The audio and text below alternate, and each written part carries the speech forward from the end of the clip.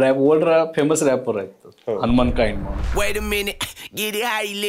तर त्यांचा फोन आला आम्हाला की असं असं आमचं एक रॅप सॉन्ग येत आहे, तर त्याच्यामध्ये मर्दानी खेळायचं आम्हाला करायचं. त्याच्यामध्ये आणि खूप फेमस गाणं होतं ते. त्याच्यामध्ये ह्या सगळ्या प्रकारासोबत आपला जो प्रकार आहे तो तुम्हीचा पण त्याच्यामध्ये होता. हा, ते रन इट. हा, ते कसं होतं त्याची स्टोरी? छावा मूवी आला तर त्याचा प्रीमियर होता जर्मनीमध्ये. अच्छा. ठेवला होता जर्मनीमध्ये मराठी लोकांनी. तिथं ढोल ताशाचं तिथं ते प्रीमियर मध्ये झालं, लेझिम झालं, महाराष्ट्रीयन ट्रॅडिशनल डान्स झालं. हे सगळे ढोल ताशे केलेत मराठी लोकांनी केलं. आणि मर्दानी खेळ जर्मन तरुणीनं तिथं केला, नऊवारी साडी नेसून.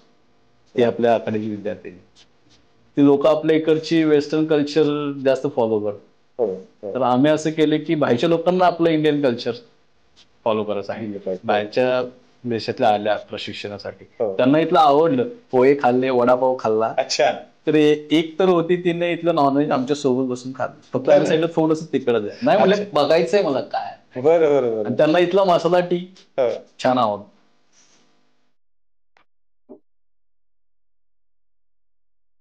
मित्रांनो नमस्कार, कसे आहात सगळे? मित्रांनो, 3S टॉक या आपल्या मराठी पॉडकास्टमध्ये मी आपला होस्ट डॉक्टर विशाल बेदुरकर आपल्या सगळ्यांचं पुन्हा एकदा मनापासून स्वागत करतो. मित्रांनो, आपण म्हणतो की पुणे ही महाराष्ट्राची सांस्कृतिक राजधानी आहे. अगदी बरोबर आहे. राजकीय राजधानी मुंबई असली तरी आपली सांस्कृतिक शैक्षणिक राजधानी आपण पुणे आहे असं म्हणतो. जेव्हा आपण आपल्या संस्कृतीचा विचार करतो, संस्कृती असं म्हणतो, त्यावेळेस आपल्या संस्कृतीमध्ये फक्त आपण म्हणतो ती वेशभूषाच नसते, तर आपल्या संस्कृतीचा अविभाज्य भाग, अतिशय महत्वाचा भाग म्हणजे आपले मर्दानी खेळ आहेत. परंतु दुर्दैवाने आपल्या मर्दानी खेळाची ही जी आपली परंपरा आहे, ज्या परंपरेनं आपल्याला जिवंत ठेवलं, अत्यंत प्रतिकूल परिस्थितीमध्ये सुद्धा आपलं अस्तित्व कायम ठेवलं, आपलं स्वराज्य कायम ठेवलं, त्या आपल्या मर्दानी खेळांचा विसर दुर्दैवानं आपल्याला पडत चाललेला आहे. आणि अशा काळामध्ये ही परंपरा जिवंत ठेवण्याचं काम आपलं जीवन ध्येय मानून एक व्यक्ती अत्यंत तनमनाने अनेक वर्षापासून हे करतो आहे. त्यांच्यासोबतचा एक पॉडकास्ट मनमोकळ्या गप्पा आज आपण मारणार आहे. आणि मला खात्री आहे मर्दानी खेळांकडे पाहण्याचा तुमचा दृष्टिकोन ह्या पॉडकास्ट नंतर पूर्णपणे बदलून जाईल आणि एक वेगळा अँगल आपल्या जीवनाकडे, आपल्या इतिहासाकडे, आपल्या संस्कृतीकडे पाहण्याचा आपल्याला मिळणार आहे. मित्रांनो, आज आपण ज्यांच्यासोबत गप्पा मारणार आहे ते शिवरुद्र मर्दानी आखाडा ट्रस्ट आणि त्यामार्फत चालणारं श्री शिवाजीराजे मर्दानी आखाडा ह्या संस्थेचे प्रमुख श्री विजय आयवळे पाटील हे आपल्या सोबत आहेत. विजय सर, आपल्या 3S टॉक पॉडकास्ट मध्ये तुमचं खूप खूप स्वागत आहे. नमस्कार. मित्रांनो, तुम्हाला पुन्हा एक ओळख सरांची करून देतो. सरांची जन्मभूमी कोल्हापूर आहे. मी विशेषत्वाने कोल्हापूर सांगतोय तुम्हाला, कारण आपल्या कोल्हापूरची परंपरा तुम्हाला सगळ्यांना माहित आहे. आणि पुण्यामध्ये आल्यानंतर त्यांनी त्यांच्या परंपरेचं एका अर्थानं जे म्हणतो आपण त्याला शैक्षणिक एक शैक्षणिक प्रकार, प्रशिक्षण प्रकारची संस्था ते चालवत आहेत आणि त्यामध्ये त्याचं रूपांतर केलेलं आहे. सर, मला पहिल्यांदा हे समजून घ्यायचं आहे की माझ्या पिढीला सुद्धा आणि आत्ताच्या पिढीला सुद्धा नेमकं मर्दानी खेळ म्हणजे काय हेच कळत नाही, हेच अनेक लोकांना माहित नाही. तर मर्दानी खेळ म्हणजे नेमकं काय आणि त्यात काय काय येतं, त्या प्रकारामध्ये काय काय मोडतं? मर्दानी खेळ म्हणजे बेसिकली बघितलं गेलं तर जुन्या काळामध्ये जे राजेशाही चालायची, त्या राजेशाहीमध्ये युद्ध वगैरे होत होती. ते युद्ध प्रकार जे चालायचे त्याच्यामध्ये जे लढले गेले, शस्त्र वापरली गेली, त्या पद्धती होत्या चालवण्याच्या, त्याचा एक भाग म्हणजे मर्दानी खेळ. प्रत्येक राज्यामध्ये राजे वगैरे होऊन गेले तर त्याने कोणी लढाया साम्राज्य नवीन राज्य जिंकण्यासाठी केल्या लढाया, कोणी ते वाचवण्यासाठी केल्या. कालांतराने इंग्रज वगैरे आलेत, पारंपरिक शस्त्र होती त्याचा वापर कमी झाला, बंदुका तोफा याचा वापर जास्त झाला. मग ही जी आपली पूर्वापार चालत आलेली कला आहे, तर ही युद्ध कमी झाल्यानंतर हे खेळ प्रकारामध्ये बदल झाला त्याचा. मग जुन्या काळामध्ये गावच्या यात्रा, लग्न कार्य किंवा गावचं काही सांस्कृतिक कार्यक्रम असेल, अशा ठिकाणी ही तिथं कला सादर केली जायची. सर, मला या ठिकाणी पुन्हा तुम्हाला एक विचारायचं आहे ही बंदुका आल्यानंतर, नंतरच्या काळामध्ये बंदुका आल्या किंवा आधुनिक शस्त्र आली. हो. उलट याच्या आधी आपल्या संस्कृतीनं खेळ आणि युद्धकला याचा एक सुंदर संगम घातला. त्याच्यामुळे त्यांना वेगळं काही करायची गरज पडत नव्हती. बरोबर. म्हणजे जो एक शारीरिक फिटनेस, कणखरपणा पाहिजे तो पण मिळत होता. आणि संकटाच्या समयी स्वतःचा जीव वाचवणं, स्वतःचं राज्य वाचवण्यासाठी सुद्धा त्याची मदत होत होती. मात्र नंतर जे आधुनिक शस्त्र आले त्या शस्त्रांमध्ये व्यायाम तुम्हाला वेगळा करावा लागेल आणि शस्त्रासाठीचं वेगळं प्रशिक्षण घ्यावं लागेल. म्हणजे आपण असं म्हणू शकतो की आधुनिक कलेपेक्षाही ही कला जास्त चांगली होती असं म्हणता येईल. हो, नक्कीच. कारण हे मर्दानी खेळ जेव्हा खेळायचे त्याचा पूर्ण शरीराचा व्यायाम होतो. हो. कुस्ती वगैरे पैलवानांनी केल्यानंतर त्यांना शरीराचे ते मसल्स आहेत थोडं रिलॅक्स होण्यासाठी वगैरे व्यायाम प्रकार करायचा. त्याच्यामध्ये हा मर्दानी खेळ जास्त उपयुक्त होता. इतर त्या काळामध्ये मोबाईल गेम, व्हिडिओ गेम काही असं काही नव्हतं. हे जे मैदानी खेळ असायचे खेळाच्या स्वरूपातून त्यांनी हे आत्मसात केले लोकांनी. त्यातून आपला शरीर संपत्ती पण झाली आणि मनोधैर्य वाढलं, जे जेणेकरून देशप्रेमासाठी, आपल्या देशभक्तीला पुढे कधी गरज पडली तर ते एकाची दोनात करायला ते तयार होते. म्हणजे आपल्या मर्दानी खेळामध्ये शारीरिक फिटनेस आहे. हो. आपल्या मर्दानी खेळामध्ये देशप्रेम आहे. हो. आपल्या मर्दानी खेळामध्ये फोकस आहे, बुद्धीचा, मनाचा फोकस पण आहे. एवढ्या सगळ्या गोष्टी आपल्या एका मर्दानी खेळाच्या माध्यमातून त्या साध्य होत होत्या. ही मोठी गोष्ट होती. तुम्हाला कधी वाटलं की आपण मर्दानी खेळाचं प्रशिक्षण देणारी एखादी संस्था तयार केली पाहिजे? मी मूळचा कोल्हापूरचा आहे. कोल्हापूरमध्ये बऱ्याच परंपरागत चालत आलेल्या तालीम संस्था आहेत. त्याच्यामध्ये हे आजही खेळलं जातं. अच्छा.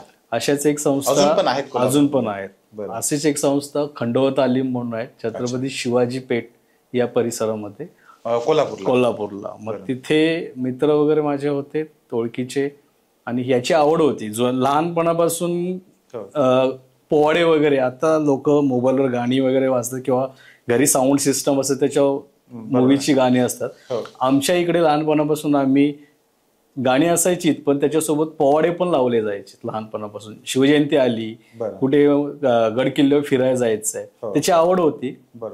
त्यातून कुणी महाराजांच्या गड किल्ल्यांचं तिथे फिरत असतं तर कुणी त्याच्यावरती लिखाण केलेलं आहे, कादंबऱ्या, कथा कादंबऱ्या केल्या. तसंच आम्हाला याची आवड निर्माण झाली. म्हणलं आपण हे शिकू. तिथं पूर्वापार चालत आलेलं आहे. मग तशामध्ये मी तिथे सहभागी झालो. आनंदराव पवार प्राचीन युद्धकला प्रशिक्षण संस्था म्हणून आहेत. माझे वस्ताद आहेत गुरुवर्य पंडित अण्णा पवार. अच्छा. त्यांचेही वडील वस्ताद होते. ते परंपरागत चालत आलेलं आहे. तिथे मी हे शिकलो. ग्रेट. म्हणजे तुमची सुरुवातच कोल्हापूरच्या मातीत झाली.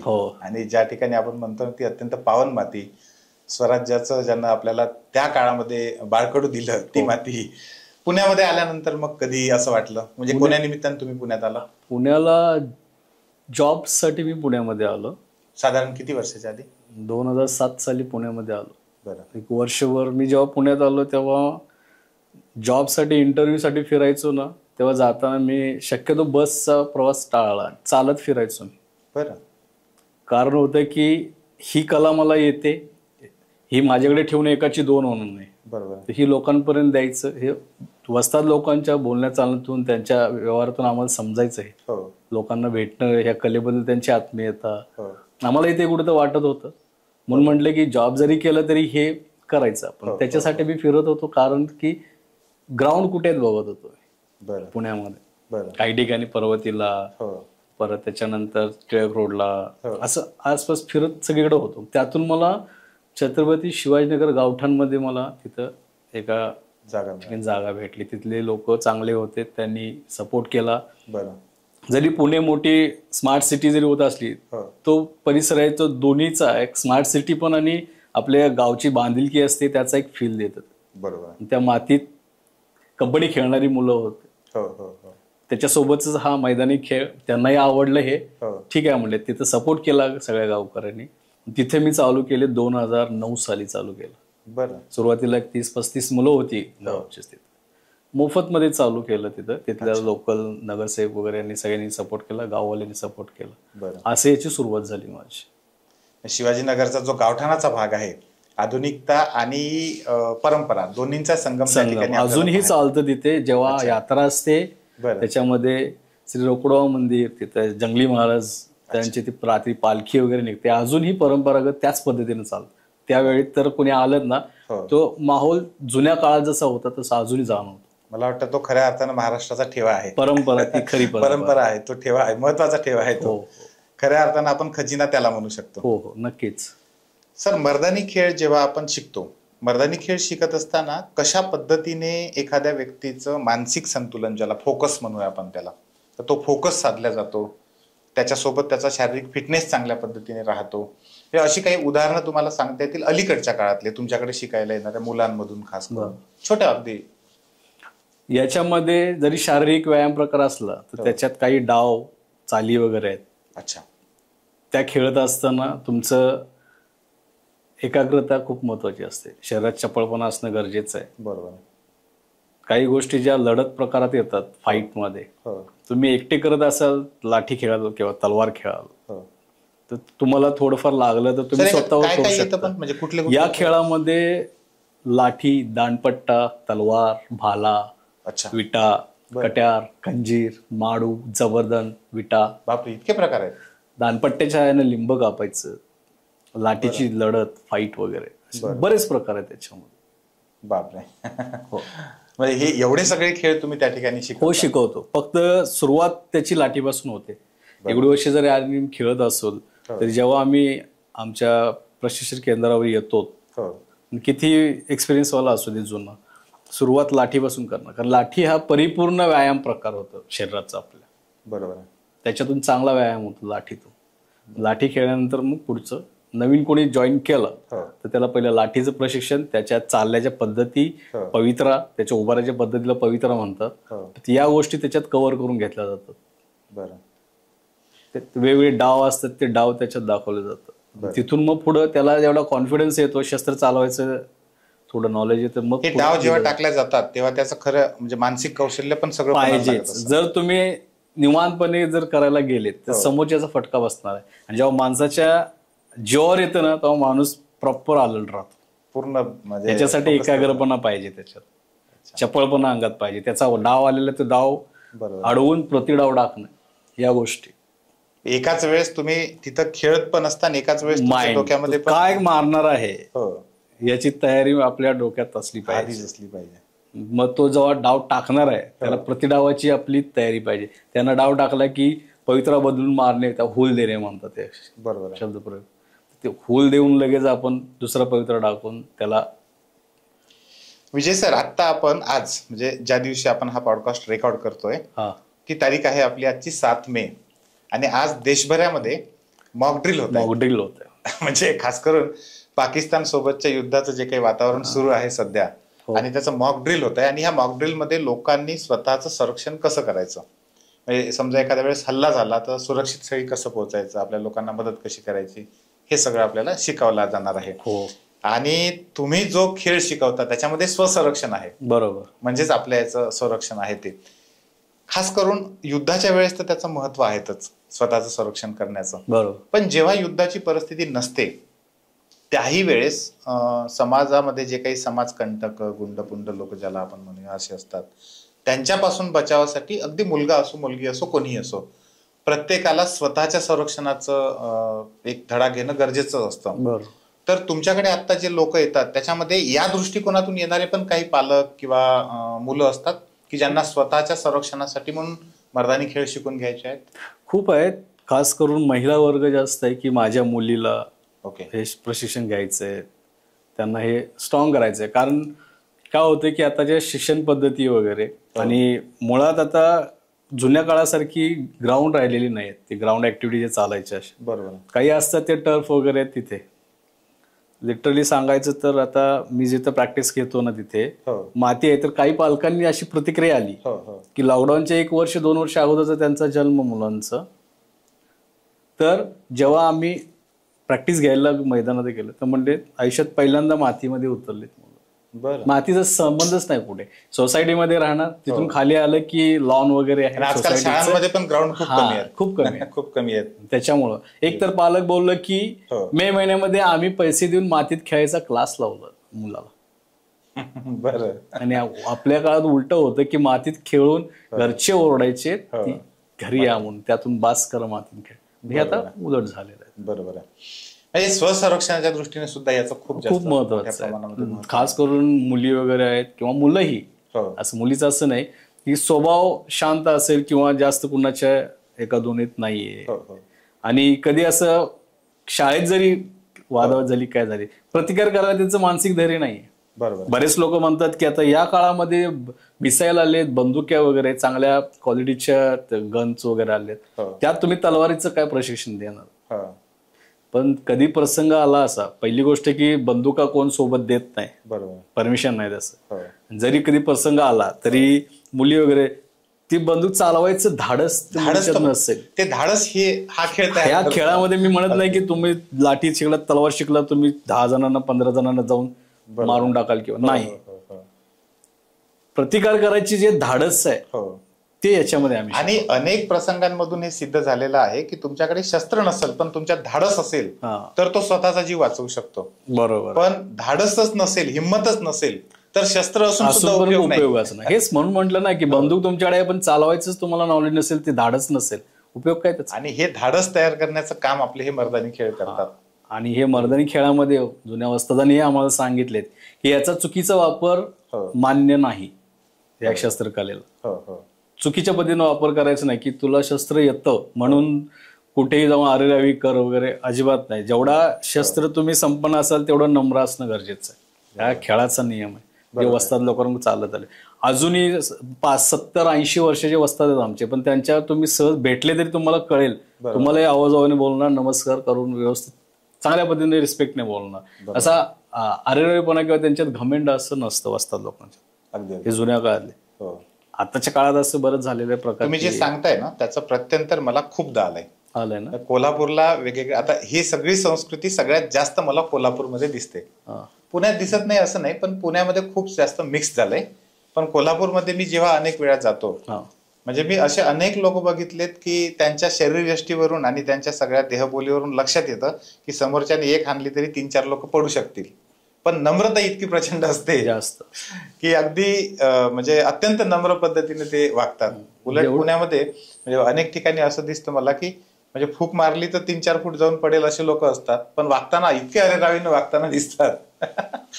तर मला या ठिकाणी म्हणजे खरं तर हे जे मर्दानी खेळ आहेत, ह्या मर्दानी खेळांची सुरुवात तुम्ही ज्यावेळेस केली पुण्यामध्ये खास करून, तर त्यावेळेस कुठल्या कुठल्या अशा अडचणी आल्या तुम्हाला किंवा कुठल्या समस्या जाणवल्या?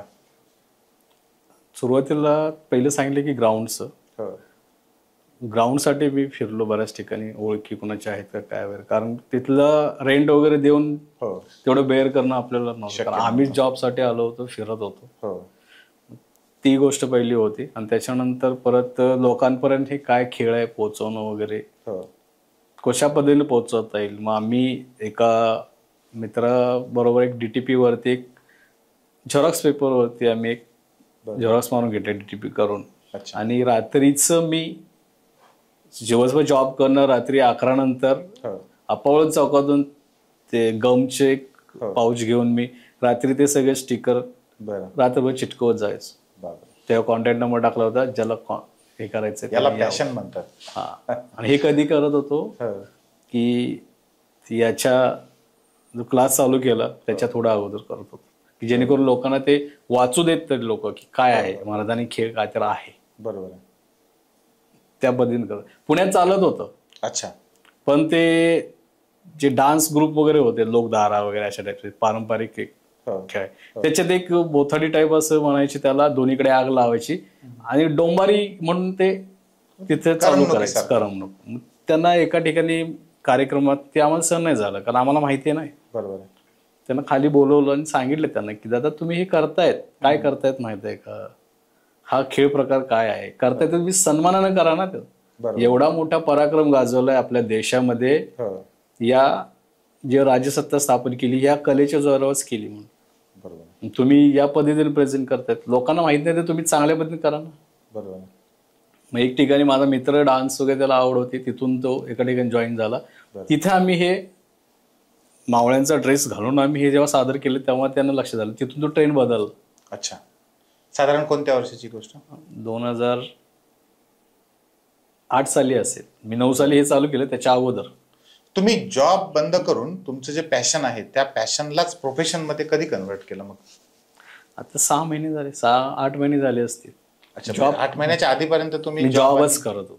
जॉब करून मी हे प्रशिक्षण द्यायचं. तुमचं अर्थार्जनाचं जे माध्यम आहे ते खास करून आपला जो जॉब आहे तोच जॉब करूनच करतो. इतके वर्ष तुम्ही कला जिवंत ठेवली. हो, जॉब करूनच करत होतो मी, फक्त पॅशन म्हणून. हो, ग्रेट. मग तिथे काय झालं की जॉबवर 80% विचार हा खेळाचाच डोक्यात असेल. बरोबर आहे, साहजिक आहे. जरी माझं रुटीन असेल, मीटिंग आहेत किंवा काय आहेत, कुणी ZSM आले, NSM आले, तर त्यांच्या मीटिंग. मी बँकिंग सेक्टर मध्ये होतो, सेल्स बँकिंग सेक्टर मध्ये होतो. मग त्या मीटिंग आणि त्याचे टार्गेट्स ते दोन्हीचं मॅच होईना. आणि बस मध्ये एक स्पर्धा होत्या, त्याच्यासाठी साधारण मी 3-4 दिवस सुट्ट्या घेतल्या.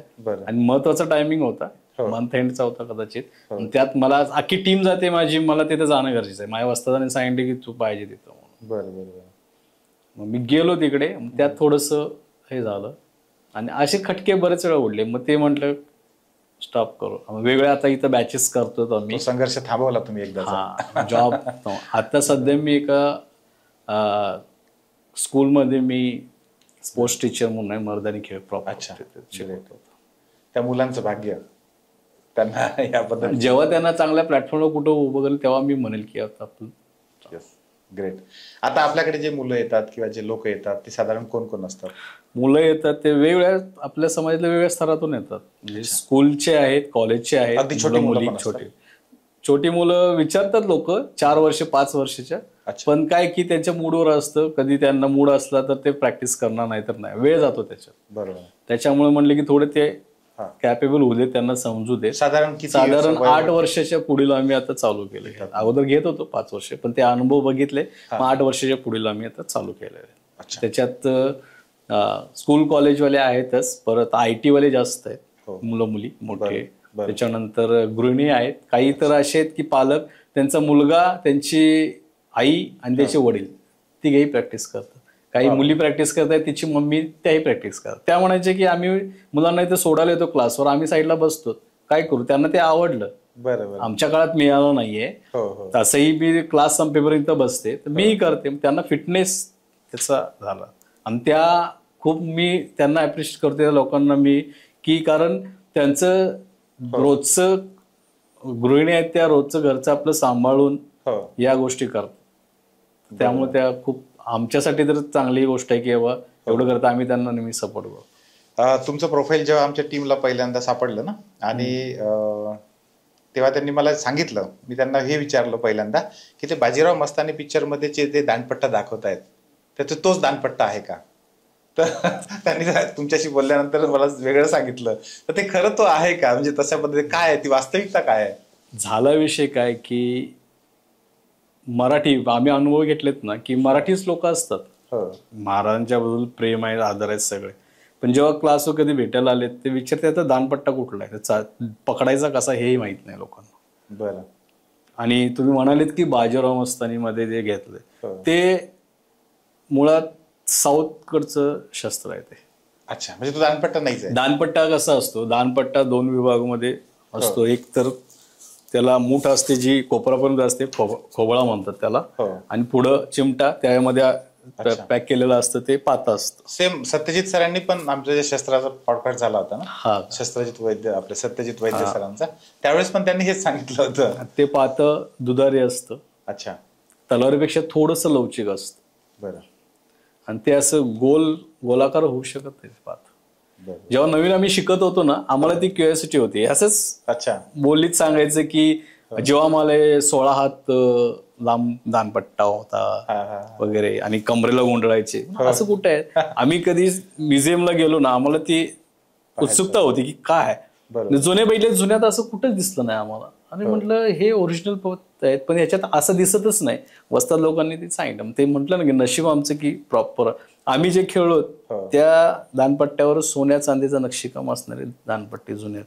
एक तर दानपट्टा होता आमच्याकडे, त्याला विष लावलेलं पात्याला, त्याची जर जखम झाली ना 2-3 महिने तुमची काही बरी होणारच नाही.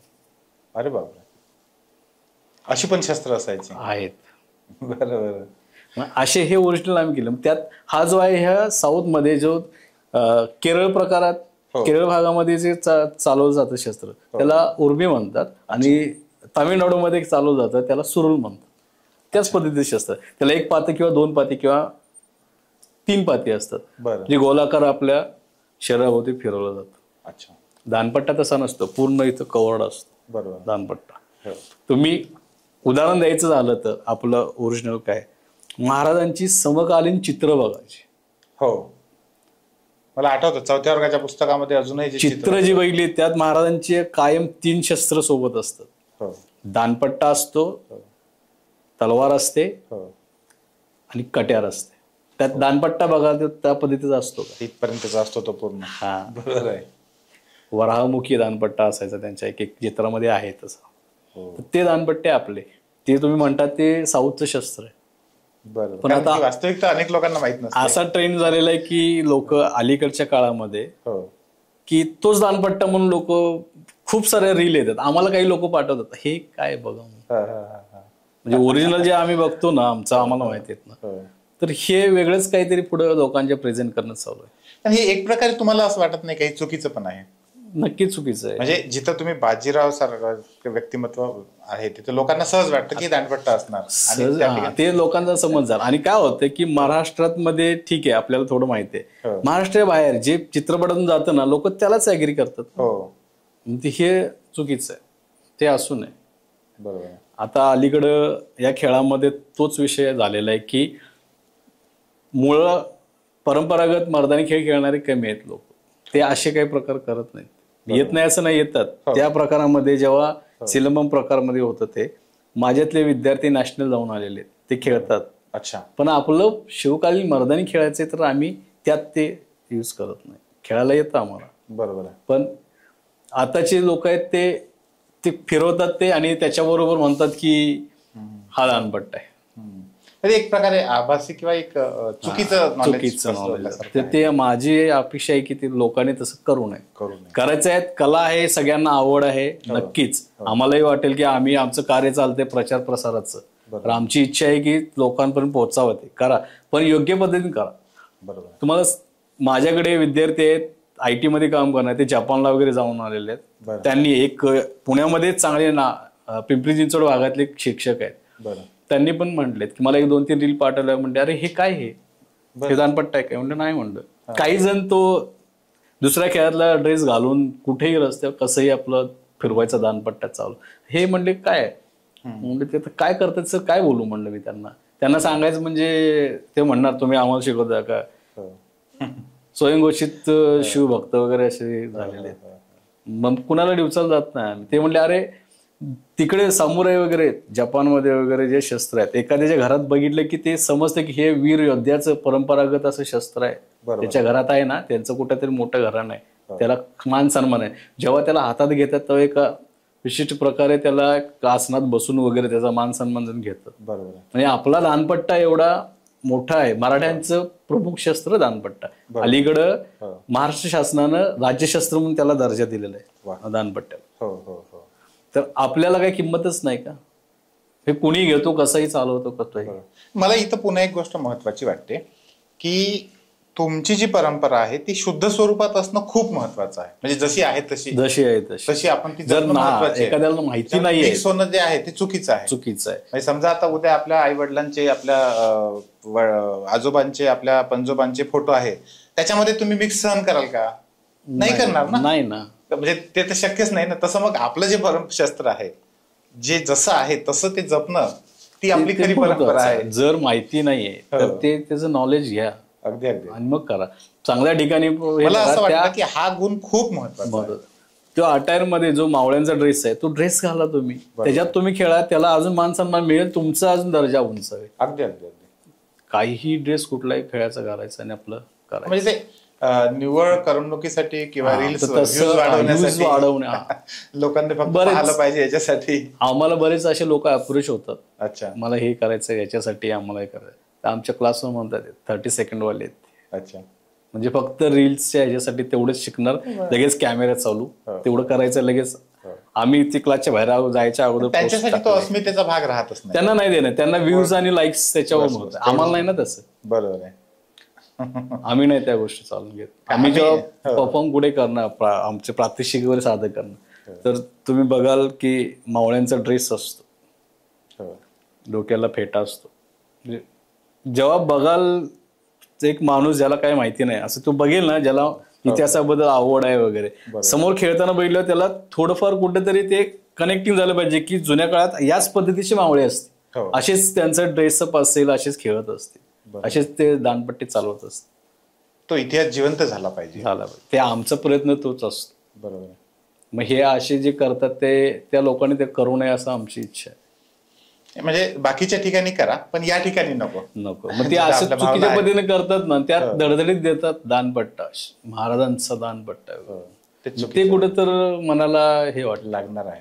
आणि मला खरं तर या ठिकाणी कौतुकही केलं पाहिजे, अभिनंदनही केलं पाहिजे की तुम्ही एवढ्या प्राणपणाने त्या सगळ्या परंपरा जपण्यासाठी प्रयत्न करत आहात.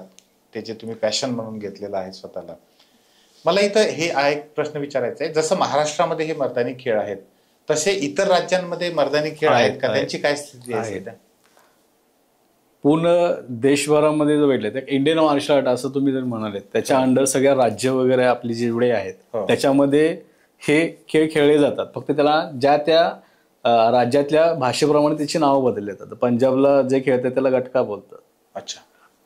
त्याच्यानंतर तुम्ही मणिपूर, मिझोरम इकडे बघायला गेलं त्याला थांगता म्हणतात. बरं.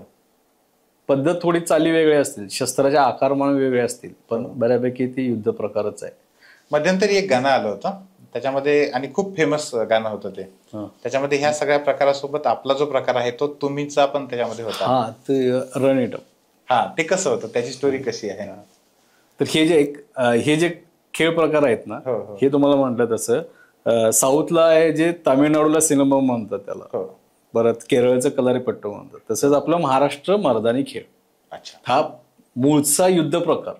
इंग्रज वगैरे आल्यानंतर शस्त्रबंदी कायदा केला त्यांनी, शस्त्र वापरण्यावर बंदी केली त्यांनी. मग हा आपला परंपरागत आहे. हा आपला त्यावेळी काय एंटरटेनिंग कुठलं हे नव्हतं, तर आम्हाला कुस्ती खेळणार, मल्लखांब करणार, त्यासोबत व्यायाम प्रकार पाहिजेत. हे पुरापर आमच्या पूर्वजांकडून चालत आलेलं. तो हा वारसा आहे आमचा, तो आम्ही जतन करतोय आणि पुढे वाढवण्याचा प्रयत्न करतोय. मग हे जेव्हा करत असताना जरी आता आम्ही आमच्या थ्रू एक वेगळ्या पद्धतीने प्रेझेंट करायचं, पण त्याचा मूळ बाज आहे तो तसंच आहे. शस्त्र तीच बदलले नाही. जसं म्हणले ते साऊथचं शस्त्र घेऊन दानपट्टा म्हणून आम्ही ते नाही करत. शस्त्र तेच, त्याचं आमचं अटायर वेगळं. कुठे प्रात्यक्षिक करणार तर त्या वेगळ्या पद्धती. कधी छत्रपती शिवाजी महाराजांच्या वेशामध्ये महाराज ते स्वतः ते चालवत आहेत दानपट्टा, तलवार, हे आम्ही लोकांकडे थोडंसं व्हिज्युअल आहे. आणि त्याचा अनुभव वेगळाच होता आमचा. सिंहगडावर आम्ही गेलो होतो, तर त्यांच्या वंशजांनी बोलवलं होतं 4 तारखेला तानाजी मालुसरे यांचं पुण्यतिथी होती. तर मावळ्यांच्या वेशात बाकीचे होते आणि छत्रपती शिवाजी महाराजांच्या वेशात आमचे गेलो होतो. तिथं त्यांच्या समाधी शेजारी उभे होते लोक. तिथं दर्शन घ्यायला यायचे ना, तर शेजारी अचानक दर्शन घेतले, समोर बैठले की अचानक असे लोक दचकायचे, अरे महाराजांना वगैरे असं. काही लोकांनी छोट्या एक कपल आलं होतं, तर छोटं मुलगा ते महाराजांच्या पायावर ठेवलं त्यांनी. ते राहुलं नाही. त्या सोबत एक मावळा म्हणून उभा होता ना, त्याला ते असं म्हणतात ना, भरून आलं. अपेक्षितच नाही का आम्हाला काय असं काही. म्हणजे लोक एवढ्या महाराजांच्या बद्दल एवढे अजून पण एवढ्या वर्षानंतर त्यांच्याबद्दल आस्था आहे. म्हणजे असं आम्ही वेगळ्या पद्धतीने थोडं प्रेझेंट, पण त्याला जो मूळ आहे त्याला आम्ही कधी हे केलं नाही. तीच आमची अपेक्षा असते की ते ओरिजिनल स्वरूपातच असतं. बरोबर. त्याच हे आम्ही सगळ्या ज्या गोष्टी करत असतो, मग त्याच्या थ्रू आमच्या काही डॉक्युमेंटरी झाल्या होत्या खेळाची, जे नॅशनल लेवलला झाली, इंटरनॅशनल लेवलला पण एक डॉक्युमेंटरी झाली. मग त्यातून आम्हाला कॉन्टॅक्ट, आमचा रेफरन्स त्यांना मिळाला की ते वर्ल्ड फेमस रॅपर आहेत हनुमान काइंड म्हणून. तर त्यांचा फोन आला आम्हाला की असं असं आमचं एक रॅप सॉन्ग येत आहे, तर त्याच्यामध्ये मर्दानी खेळायचं आम्हाला करायचंय. सुरुवातीला फोन आला, मी थोडंसं होल्डवर ठेवलं. म्हणलं एक तर रॅप सॉन्ग, कारण त्याची कशा पद्धतीचं असतात ते माहिती आहे, आणि त्यात आम्ही आमच्या याला कॉम्प्रोमाइज नाही करणार. त्याच्यात करणं कसं काय, दोन्ही वेगळी टोकं आहेत, ही कसं काय करणार. मी जवळपास नकारात होतो, नाही. माझी टीम आहे त्यासोबत बोललो की असं आलेले आहेत वगैरे. म्हणले बघू ना, करू काय नाही. म्हणलं पहिलं काय बघा, जर ते वेगळं असेल तर नाही करणार आपण. आपल्याला पसंतच नाही ते. झालं. मग परत त्यांनी कॉन्टॅक्ट परत केला, त्यांच्याशी बोलणं झालं, सगळ्या गोष्टी विचारल्या, त्यांचं सगळं ऐकून घेतलं की काय. तर त्यांचं एक थीम चांगली होती की आतापर्यंत जसं माझ्या मनात आलं तसंच लोकांचं आहे बाहेरच्या यात, की रॅप सॉन्ग म्हटले की भाषा वेगळी, धागडधिंगा, काहीतरी विचित्र, काहीतरी व्हिज्युअलाइज असेल. तर त्यांचं होतं की इंडियन कल्चरवर करायचंय. मग त्याला साऊथ, नॉर्थ, ईस्ट सगळं एकत्र करायचं. त्या दृष्टीने त्याने ते हे केलं. मग ते पहिलं विचारलं, मग आम्हाला म्हणले तुमचे हे व्हिडिओज पाहिजे. मग म्हणलं ठीक आहे, आम्ही तिथं करेल, पण आमचा जो अटायर आहे आमचा पारंपरिकच असेल. तुम्ही तिथं चेंज करा म्हणाल, मॉडर्न काहीतरी घाला आणि हे करा, करणार नाही. ते नाही म्हणजे तुमचं त्याने मुळात म्हणजे आम्हाला कॉन्टॅक्ट करणार ना, तर त्यांना ते माहिती होतं की हे काय काय खेळतात. ते म्हणले हे हे हे आहे ते पाठवा, त्याचे व्हिडिओज पाठवा, फोटोज पाठवा, आणि हे असं आम्हाला पाहिजे. बरं. ते ऑलरेडी त्यांनी ते रिसर्च केला होता. अच्छा. आणि आम्ही तिथं मग ठीक आहे, मग तसं नंतर आमचं पुढे गेलो तर केलं आम्ही. तिथे शूट वगैरे केलं, त्यांना जे अपेक्षित होते ते आपण केलं.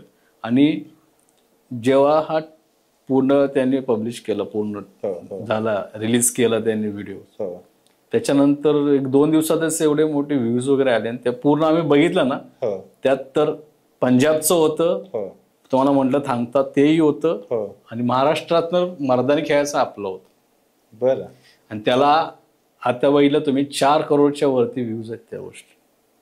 आणि त्याच्यानंतर आम्हाला त्या टीम कडून आम्हाला रील्स वगैरे आले. तर वर्ल्डमध्ये इतर जे रॅपरचे जे हे करतात ना, तर त्याच्यावरती परत काय म्हणतात त्याला, रील वरती सांगतात किंवा व्हिडिओज वरती ते सांगत म्हणत होते की यांनी वेगळंच काय ते केलं, अख्खा इंडिया काय ते आम्हाला वाटत होतं ना, त्यानं व्ह्यूच चेंज केला म्हणून. आमचं काय जबरदस्त जे पारंपरिक बीट घेतलेत केरळचे, कलारी घेतलं, पंजाबचं घेतलं, परत डान्स फॉर्म घेतले जे प्रॉपर त्या ह्याच्यामध्ये होतं. त्यानं एक प्रेझेंटच वेगळ्या पद्धतीने केलं इंडियन कल्चर काय, आणि त्याचा मोठो तोच होता. आणि आम्हाला तेव्हा चांगलं वाटलं, तेव्हा म्हणलं की ठीक आहे बाबा, योग्य ठिकाणी आम्ही गेलो. म्हणजे त्यांनी फॉर्म वेगळा घेतला, पण जे कंटेंट आहे जो आपला असल आहे तोच घेतला. आणि त्याच्यासाठीच कदाचित त्यांनी तुमची निवड केली असेल. त्यांना ती खात्री वाटली असेल की अस्सल पद्धतीने हेच देऊ शकतात. बरोबर. आणि त्याच्यामुळे त्यांनी ते घेतलं. मला वाटतं की आपल्या प्रथा परंपरा पुढे जाण्यासाठी अशा पद्धतीने नवीन फॉर्मॅटमध्ये ते ह्या सगळ्या गोष्टी बसवणं पण तेवढं गरजेचं आहे. कारण आता ट्रेंड बदलत चालल्या, लोकांना वेगळ्या पद्धतीनं, फक्त जे ओरिजिनल आहे ते आपण मांडतो कसं, तेही गोष्ट महत्वाची अलीकडच्या काळात.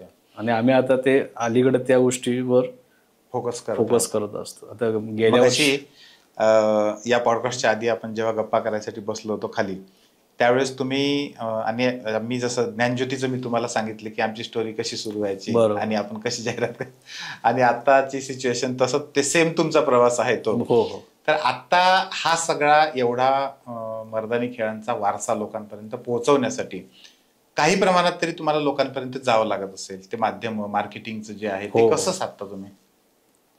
आमची टोटल जवळपास विद्यार्थी संख्या 125-150 पर्यंत आहे. आताही विचारणं बरेच करतात, पण आम्हाला जागेच्या बंधनामुळे आम्ही ते घेत नाही जास्त.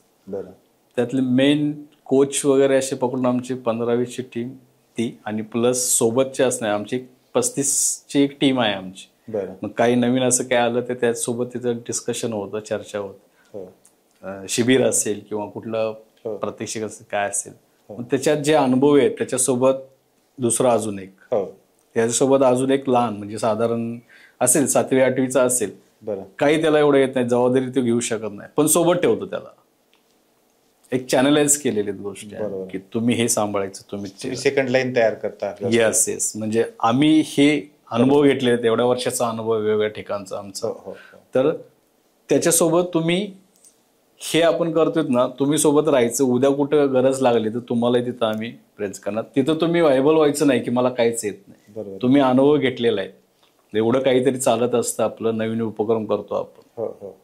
जसं की आता आम्ही इंटरनॅशनल या खेळामध्ये आम्ही हा खेळ फक्त आपल्या इथं मर्यादित न राहता बाहेरच्या देशातून पोहोचण्याच्या दृष्टीनं आम्ही ते प्रयत्न करतो ना.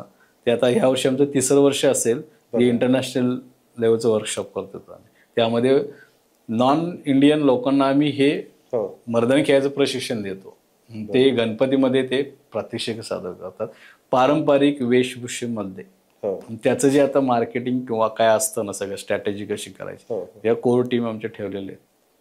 कोणी सोशल मीडिया सांभाळायचं, कोणी प्रॅक्टिसचं सांभाळायचं, लेक्चर, या सगळ्या गोष्टी आम्ही अरेंज केल्या. परत त्याच्यानंतर इथं आल्यानंतर त्यांना कुठं फिरायचं असेल तर त्यांना एकटं, कारण युरोपियन लोक आहे म्हटल्यानंतर पहिले सेफ्टी बघत असतं. बरोबर. दुसरी एक टीम असते, त्यांना सांगितलेली की तुम्ही त्यांच्यासोबत तिथं कुठं फिरणार तर तुम्ही, जेणेकरून त्यांची फसवणूक होणार नाही. हा जेव्हा त्यांना भरोसा वाटतो तेव्हा ते आपल्याशी चांगले, आणि हे आता जे आहेत आमचे चांगले कनेक्टेड अजून पण आहेत. त्यांना एवढी आवड झाली त्याची की ते आता तिकडे सराव करण्यासाठी आम्हाला शस्त्र मागितली. 2 महिने आम्ही फिरत होतो ते शस्त्र पाठवायची कशा पद्धतीने पाठवायची, कारण प्लेनमध्ये अलाउड नव्हतं 6 फुटाची काठी वगैरे. त्यांना म्हणले की तुम्ही त्याला पॅरलल दुसरं काहीतरी तिथे युज करा. ते नाही म्हणले, तो फील ओरिजिनलचा येत नाही. हा बरोबर आहे. ते आमच्यासाठी गोष्ट चांगली होती की आम्ही जे इथून प्रयत्न केला पोहोचवायचा, चांगल्या पद्धतीने ते तिथं हे करतात. त्यांना ते फील येत नाही म्हणून आम्ही धानपट्टा. काय अडचणी गेल्या पाठवत असताना? तसं परमिशन नव्हती ना, 6 फुटाच्या होते तेवढं प्लेनमध्ये परमिशन नाही लगेजमध्ये. अच्छा. मग वेगवेगळ्या ठिकाणाहून बघितलं, कुठून दुसरीकडून विचारा, दुसऱ्या कंपनीत विचारा वगैरे, पण ते सगळीकडे फिरून त्याच गोष्टी आल्या, काही रूल आहेत त्याचे वगैरे. बरं. मग म्हणलं काय करायचं, आणि ते एका पालकांच्या थ्रू आम्हाला कॉन्टॅक्ट मिळाला. बरं. आम्ही शिपद्वारे पाठवून दिलं त्यांना. आता तिथं पोचलेलं आहे, ते तिथं प्रॅक्टिस करतात. एक इटलीमध्ये, एक जर्मनीमध्ये. तिथला व्हिडिओ पाहून तुम्हाला खूप समाधान समाधान, कारण आम्ही इथं करतो ते तिथं चालतं. बरोबर. जर्मनीमध्ये ती विद्यार्थिनी आहे ना, तर छावा मूवीज आला तर त्याचा प्रीमियर होता जर्मनीमध्ये. अच्छा. ठेवला होता जर्मनीमध्ये मराठी लोकांनी. तिथं ढोल ताशाचं तिथं ते प्रीमियर मध्ये झालं, लेझिम झालं, महाराष्ट्रीयन ट्रॅडिशनल डान्स झालं. हे सगळे ढोल ताशे केलेत मराठी लोकांनी केलं. आणि मर्दानी खेळ जर्मन तरुणीनं तिथं केला, 9वारी साडी नेसू. ती आपल्या आखाड्याची विद्यार्थिनी. ग्रेट. ते मी बघितलं ना. अच्छा. तिला ते प्रयत्न चालू होता तेव्हा आमचा की तिला द्यायचं. ती म्हणत होती मला पाठवा, मी तर ते करते.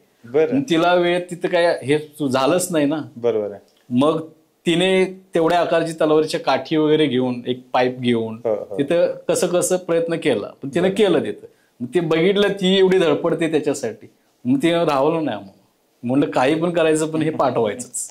मग आम्ही सर्च करत राहिलो. मिळालं नशिबान, पाठवून दिला. ते आता त्यांनी फोटो टाकलेत, प्रॅक्टिस करताना व्हिडिओ टाकलेत. समाधान आहे आम्हाला ते बघून. समाधान वाटतंय की खऱ्या अर्थानं आम्ही आमच्या ज्या गुरुवाऱ्याने आम्हाला शिकवलेलं आहे, ही आपली परंपरा आपल्या महाराष्ट्राची बाहेर पाठवतो. ते आमचं थोडं समाधान झालं. ते 7 समुद्राच्या पलीकडे तुम्ही ते पोहोचवू शकलात, मोठी गोष्ट आहे. मी बरेचदा बघतो ना, कराटे, कुंग-फू हे आपण सगळं बघतो, याचे खूप सारे क्लासेस चालतात. आणि मला असं वाटतं की मार्केटिंग कौशल्य किंवा आपलं जे परंपरागत हे जे काही आहे, हे आतापर्यंत आपण बाहेर पाठवण्यामध्ये तेवढंसं इंटरेस्ट घेतला नाही, म्हणून कदाचित त्या लोकांना ते माहित नसेल. पण ते पोहोचवायला पाहिजे. आजकाल मार्केटिंग खूप महत्वाचं झालंय. आपली प्रथा परंपरा जर लोकांपर्यंत जगभर पोहोचवायची आहे, हे केलं पाहिजे आपण. तेच एक चाकोरीत आम्ही अडकून न राहता. बरोबर. अशा पद्धतीचं तर बरेच आखाडे आहेत पारंपरिक मर्दानी खेळ करणारे, पण अशा व्ह्यूच अजून पण कोणी केलं नाही. विजय सर, मला पुन्हा इथं एका गोष्टीवर प्रकाश टाकायचा आहे. म्हणजे माझ्याच बिल्डिंगमध्ये, नांदेड सिटीमध्ये मी ज्या ठिकाणी राहतो, त्या बिल्डिंगमध्ये काही दिवसाच्या आधी एका 25 वर्षाच्या तरुणानं आत्महत्या केली. कशामध्ये? तर हे मोबाईलचे जे गेम चालतात आजकाल, जुगार, तर तो जुगाराच्या याच्यामध्ये त्याने पैसे खूप सारे हारले. IT मध्ये काम करायचा आणि त्याने आत्महत्या केली. आणि हे प्रकार महाराष्ट्रातल्या गावागावात आहेत. अनेक ठिकाणी लोक कंगाल झालेले आहेत. जमिनी विकून लोकांनी त्या जुगारामध्ये पैसे हारलेले आहेत. म्हणजे एक प्रकारे अपंग करण्याचं काम, पुढची पिढी अपंग करण्याचं काम हे जुगारासारखं जे माध्यम आहे ते करत आहे. जर आपण मर्दानी खेळ युवकांमध्ये, ह्या मुलांमध्ये जर का वाढवले, मोठ्या प्रमाणात जर त्याची आवड लागली, तर हे जे व्यसन आहे, मोबाईलचं व्यसन आहे, सोशल मीडिया असेल, पॉर्न फिल्म्स पाहण्याचं प्रमाण असेल, जुगार खेळण्याचं जे प्रमाण असेल, याला आळा बसेल असं वाटतं तुम्हाला? हो, नक्कीच बसला. कारण त्याच्या जेव्हा तुम्ही करत असतात, एक एकाग्रता त्याच्यामध्ये म्हणतात तसं नक्कीच होते. आणि नवीन शिकायची उत्सुकता वाढते. आणि जेव्हा तुम्ही ते खेळतात किंवा प्रात्यक्षिक वगैरे केलीत, लोकांचा जेव्हा अप्रिशिएट करतात, लोक सपोर्ट करतात, तेव्हा तुमचं एक जुन्यातलं आपली कुठेतरी नाळ जुळलेली आहे त्या कलेशी. बरोबर. तेव्हा तुम्ही त्याच्यात इन्व्हॉल्व्ह होऊन जाता पूर्ण, आणि मग हे अशा चुकीच्या गोष्टी करायला तुमचं मन जात नाही. बरोबर. जो वेळ मिळतो तो तुम्ही त्या ह्या मला असं मनापासून वाटतं बरेचदा की काय नाही केलं पाहिजे हे त्यांना सांगण्यापेक्षा काय केलं पाहिजे त्यांनी त्या चांगल्या गोष्टीकडे जर आपण त्यांना वळवलं तर ते आपोआप मोबाईल पासून दूर जातील, त्या अश्लील गोष्टींपासून दूर जातील किंवा जुगारासारख्या गोष्टीपासून दूर जातील. त्यासाठी आपली ही जी काही परंपरा आहे ती परंपरा त्यांनी शिकली पाहिजे, नक्की शिकली पाहिजे. कला ज्या आपल्या आहेत, कला कधी कुणाला असं उपाशी ठेवत नाही किंवा चुकीच्या मार्गाला कुठेही करू देत नाही. बरोबर आहे. कारण तुम्ही जर त्या कलेच्या याने पछाडलेला असाल ना तर चांगलं वाईट याची जाणीव तुम्हाला होते. येस. आणि नशिबानं तुम्ही जेव्हा करत असतात तेव्हा लोक तुम्हाला चांगल्याच विचाराची, चांगली प्रतिक्रिया देणारे लोक असतात. मग ते तुम्हाला वाटते की आपण हे करतोय ते बऱ्यापैकी चांगलं आहे.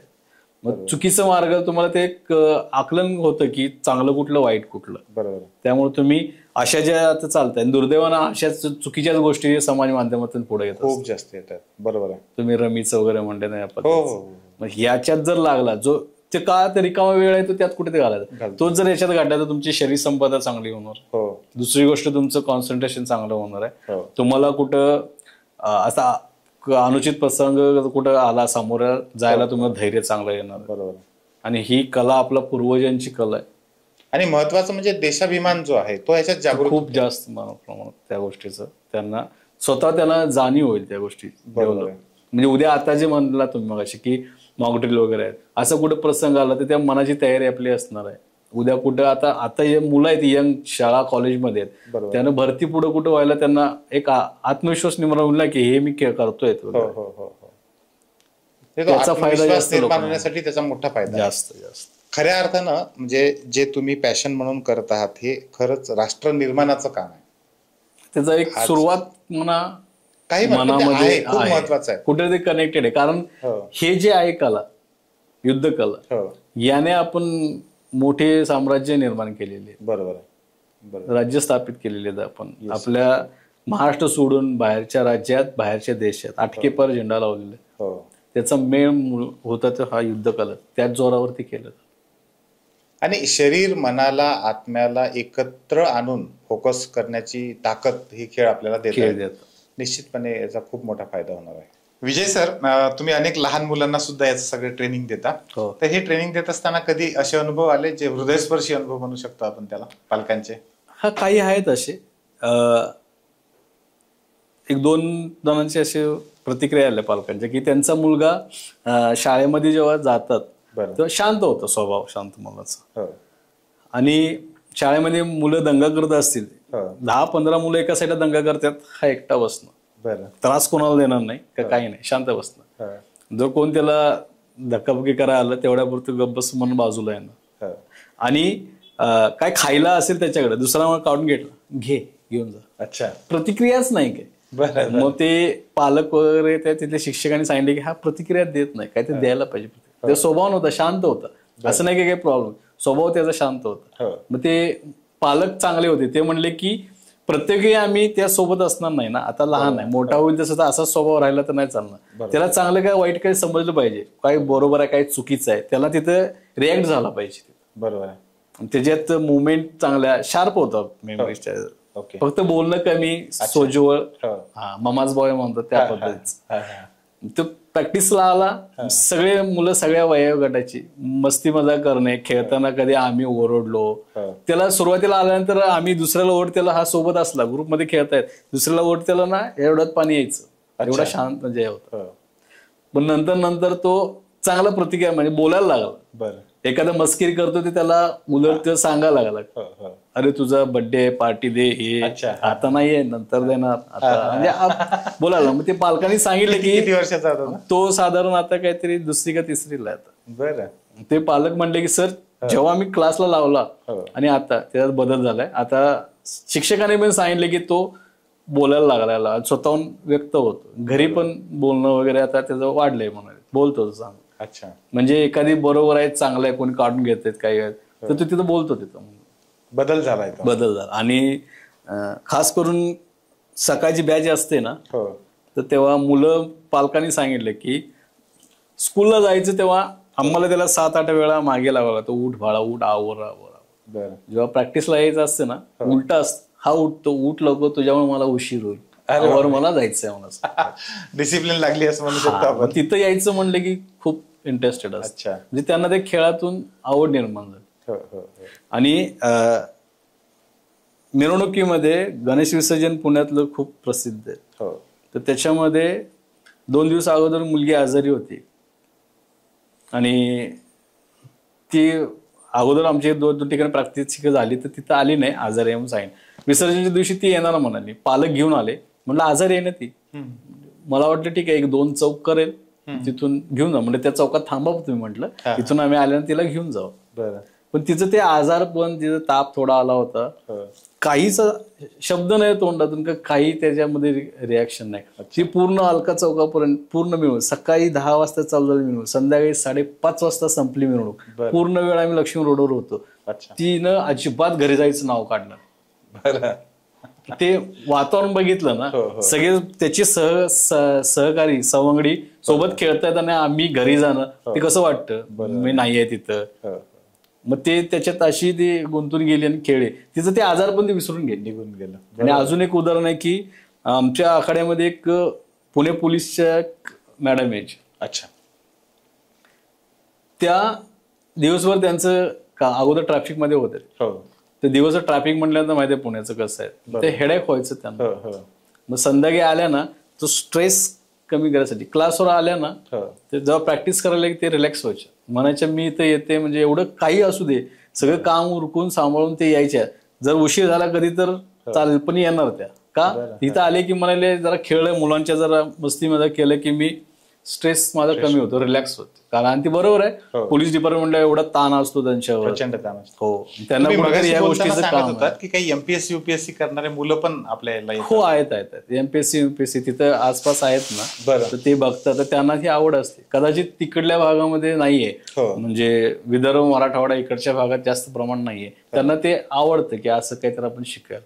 त्यांच्या त्या अभ्यासामध्ये फोकस मिळवण्यासाठी पण त्याची मदत, फोकस मिळवण्यासाठी असतं, तेही करायला येतं. तो पण एक चांगला फायदा होता त्याचा. म्हणजे वेस्टर्न कल्चर जे आहे ते खास करून आपल्याकडल्या गोष्टी घेतं आणि आपण त्यांच्या गोष्टी घेतो. हा, ते आता हे जे आम्ही करतो ना, अलीकडे बघितलं तर सगळ्यांना बाहेरचं जास्त चांगलं वाटतं, तर आम्ही ते लोक आपल्या इकडची वेस्टर्न कल्चर जास्त फॉलो करतो. तर आम्ही असं केलं की बाहेरच्या लोकांना आपलं इंडियन कल्चर फॉलो करायचं आहे. आणि त्याचं उदाहरण म्हणजे विसर्जन मिरवणुकीमध्ये वगैरे जे बाहेरच्या देशातल्या आल्या प्रशिक्षणासाठी, त्यांना इथलं आवडलं. त्यांना पहिल्या वर्षी जेव्हा त्या आल्या, तर फक्त त्यांनी इकडल्या मॅकडॉनल्ड्स मधून तिथलं फक्त फास्ट फूड ते खाल्लं त्यांनी, कारण इथलं लोकलच त्यांना ते टेस्ट तिखट जमून. मग या वर्षी आलं तर आम्ही त्यांना, गेल्या वर्षी आल्या तर पोहे खाल्ले, वडापाव खाल्ला. अच्छा. तर एक तर होती, तिने इथलं नॉनव्हेज आमच्या सोबत बसून खाल्लं, फक्त आमच्या साईडला थोडंसं तिकड द्या, नाही म्हणलं बघायचंय मला काय. बरं. त्यांना इथला मसाला टी छान आवडतो. बरं. म्हणजे याच्यातून काय होतं की आपलं जे इकॉनॉमिकल जे आहे, बरोबर, आता बाहेरच्या देशामध्ये ते टोमॅटो फेस्टिवल वगैरे असे बरेच मोठे होतात, लोक तेवढ्यासाठी तिकडे जातात. तर आपलं गणेश फेस्टिवल काय कमी नाहीये, एवढा मोठा आहे, त्याच्यातून कितीतरी इकॉनॉमिकली उलाढाल होत्यात, सर्वसामान्य लोकांना त्यातून रोजगार मिळतो, त्याचं उत्पन्न वाढतं. या दृष्टीनं हा एक फायदा आहे की जेव्हा ते इथं येतात, त्यांना काही खरेदी करायची असते, काय नवीन काय खायचंय, कुठे फिरायचंय, ट्रॅव्हल्स वाल्यांना त्याचं काहीतरी ते फायदा होतो. त्याच्यानंतर खरेदी करायला गेले, साडी, इकॉनॉमी, मग त्याचाही याच्या बाहेरच्या देशातील लोक आली, हाही त्याचा फायदा होता आपल्या इथे. त्यामुळं आणि विसर्जन मध्ये त्यांना आम्ही आपलं पारंपरिक ड्रेस घातला, नऊवारी साडी नेसून त्यांनी. अच्छा. जेव्हा त्या प्रतिष्ठा करायच्या तेव्हा ते साईडची लोक बघायची ना, तेव्हा म्हणायचे अरे बाहेरच्या देशातून हे करतात आणि आपण इथलं असून केलं. आणि खरं आहे, ते खूप मोठा फरक पडतो. योगा किती वर्षापासून आपल्या इथं आहे, कुणी त्याकडे लक्ष दिलं नाही. बरोबर. बाहेरच्या देशांनी ते करायला लागले आणि तिथून आपल्याकडे आलं, मग सगळे जागे झाले. बरोबर. म्हणजे आपलं आहे त्याला आपण महत्व देत नाही, बाहेरून आल्यानंतर त्याला त्याची महत्व देतो. खरं तर ते आहेच त्या पद्धतीनं. तेच ना, म्हणजे म्हणतात ना की इंडियन लोक वेस्टर्न कल्चर जास्त अडॉप्ट करतात, तिकडनं आल्यानंतर आपण त्याला जास्त सन्मान करतो. तेच विषय. मग आम्ही त्या लोकांना आपलं कल्चर बरोबर आहे. विजय सर, तुम्ही हे जे मर्दानी खेळाबद्दल सांगत होतात, तुम्ही तुमच्या वैयक्तिक स्तरावर एक संस्था स्थापन करून तुम्ही हे खूप मोठ्या प्रमाणात पोहोचवण्याचा प्रयत्न करताय. परंतु मला असं वाटतं, हे जर खरंच मोठ्या प्रमाणात झालं पाहिजे आणि हे सगळे फायदे आपल्या समाजाला झाले पाहिजे, तर ते शासन स्तरावरून सुद्धा याच्यासाठी प्रयत्न झाले पाहिजे. तर याची सिच्युएशन आता काय आहे नेमकी? सध्या बघितलं गेलं तर तुम्ही मगाशी म्हटलं की बाकीच्या राज्यामध्ये पण चालतं देशात. ज्या त्या राज्यामध्ये चालतं ना, त्या राज्याने त्यांना सपोर्ट केलेला आहे. अच्छा. राज्यस्तरीय राष्ट्रीय स्तरावर त्याच्या मॅचेस होतात. बरं. युनिव्हर्सिटी लेवलला मॅचेस होतात. दुर्दैव आपलं असं आहे की सगळेच शिवप्रेमी आहेत, सगळ्यांना आदर आहे महाराजांच्याबद्दल. ही आपली परंपरागत कला आहे ना, हे कुठं राज्यस्तरीय किंवा राष्ट्रीय स्तरावर नाही आहे. शासन दरबारी जे सपोर्ट मिळाला पाहिजे ते नाही. आम्हाला हाऊस आहे, आम्हालाची आवड आहे, आमच्याकडून जेवढं जमतं तेवढं आमचं चालू आहे. हेच आता शासन दरबारी काही होत नाही झालेलं अजून. तर ते शासनानं पण या गोष्टी लक्ष देऊन, अलीकडे जी मुलं मोबाईलमध्ये वगैरे ते चालू आहे, ते शारीरिक फिटनेस त्यांचा राहिलेला नाही. त्या खेळाच्या माध्यमातून चांगल्या पद्धतीनं होईल, ही कला पण वाढेल, आपला पूर्वापार वारसा पण जपला जाईल. एक चांगलं काम केलंय ते त्याने शासनाने की दानपट्ट्याला राज्यस्तरीय मान्यता दिलेली आहे. तसंच या खेळाला पण मान्यता देऊन प्रत्येक शाळेमध्ये जर ह्या खेळाचं तिथे स्पर्धात्मक चालू झालं तर राष्ट्रीय स्तरावरती पुढे जाऊन आपल्या देशासाठी पुढे पारितोषिक मिळवायला, मेडल्स मिळवायला याची खूप मदत होईल, मोठ्या प्रमाणात मदत होईल. त्यामुळे शासनानं थोडंसं याकडे लक्ष दिलं पाहिजे, गरजेचं आहे. मोठ्या स्वरूपात ते झालं पाहिजे. नाहीतर काही काळापूर्वी जसं दुर्मिळ होत चालला, लुप्त होत चालला खेळ, कारण त्याला सपोर्ट भेटला नाही. बरोबर. तसं परत आणि आता चालू आहे, पण नाही झालं रुटीन मध्ये तर परत हा लुप्त होत जाईल खेळ. खरं तर खूपच महत्वाच्या विषयावरच्या आपल्या गप्पा झाल्या. सगळ्यात महत्वाचं म्हणजे मर्दानी खेळांमुळे काय पद्धतीने आपल्यातला स्वाभिमान, आपल्यातलं जी परंपरा आहे ते कशा पद्धतीने आपण जागृत ठेवू शकतो, स्वसंरक्षण किती महत्वाचं आहे, त्याच्यासाठी याचा किती चांगल्या पद्धतीने फायदा करून घेऊ शकतो आपण. आणि आजच्या काळामध्ये हे जे भस्मासूर म्हणतो मी, मोबाईल हा एक प्रकारचा भस्मासूरच आहे. या याच्यापासून वाचण्यासाठी सुद्धा आपल्याला हे मर्दानी खेळ खूप चांगल्या पद्धतीने आपली शारीरिक मानसिक ताकद टिकवून ठेवण्यासाठी उपयोगात ठरू शकतात. बरोबर. सुंदर पद्धतीने तुम्ही आज आमच्या सगळ्या प्रेक्षकांना हे सगळं समजावून सांगितलं. खूप खूप मनापासून आभार आपले. धन्यवाद. कारण का असं काहीतरी गरजेचं होतं की अलीकडे जे चाललंय ना समाज माध्यमात, ते रील्स माध्यमातून वगैरे, की चुकीच्या पद्धतीने खेळ काय आहे, त्याचा मूळ गाभा काय आहे, त्याचा मूळ बाज तो टिकवणं महत्वाचं आहे. हे लोकांपर्यंत पोहोचणं गरजेचं होतं. ते स्वतः आकलन करू देत की समोर आल्यानंतर बाबा हे परंपरागत आहे का आताच मॉडिफाय आहे. बरोबर आहे. त्या गोष्टीचं जरा बघणं गरजेचं आहे. ते तुमच्या माध्यमातून आम्हाला ते पुढे लोकांपर्यंत मांडता आलं. थँक्यू. धन्यवाद साहेब.